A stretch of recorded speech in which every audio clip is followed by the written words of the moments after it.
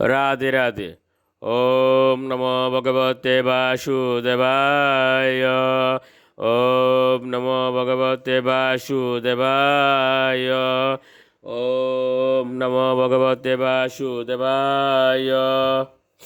শ্রীমদ্ ভাগবত তৃতীয় স্কন্দ স্থানম সৃষ্টি স্থিতি ষড়বিংশতি অধ্যায় জড়া প্রকৃতির মৌলিক তত্ত্ব।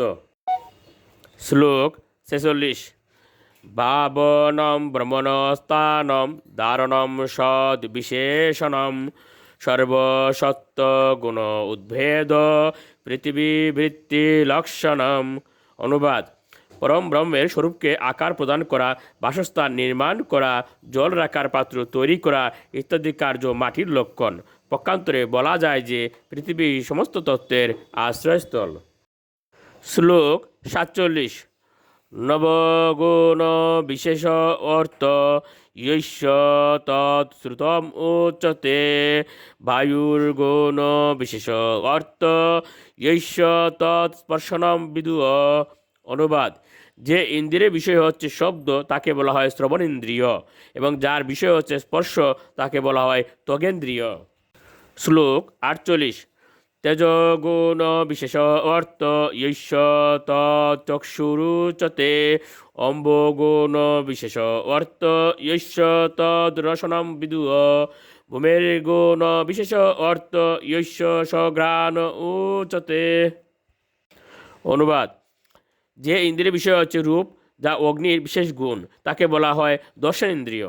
যে ইন্দ্রিয়ের বিষয় হচ্ছে রস, যা জলের বিশেষ গুণ, তাকে বলা হয় রসেন্দ্রিয়। যে ইন্দ্রিয়ের বিষয় হচ্ছে গন্ধ, যা পৃথিবীর বিশেষ গুণ, তাকে বলা হয় ঘ্রাণেন্দ্রিয়। শ্লোক 49। পরস্য দৃশ্যতে ধর্ম এপরস্মিন সমন্বয়াৎ অত বিশেষ ভাবানাম ভূমাবেবুপলক্ষ্যতে। অনুবাদ: যেহেতু কারণ কার্য বিদ্যমান থাকে, তাই পূর্ববর্তী ভূতের গুণগুলি পরবর্তী ভূতে দেখা যায়। সেই কারণে আকাশ আদি ভূত চতুষ্টয়ের বিশেষ গুণগুলি মাটিতে পাওয়া যায়। শ্লোক 50। হেতান্য সমহৈত্য ইয়দা মহদাদিনী সপ্ত বৈ কাল কর্ম গুণুপেত জগদাদিরূপাবিশদ।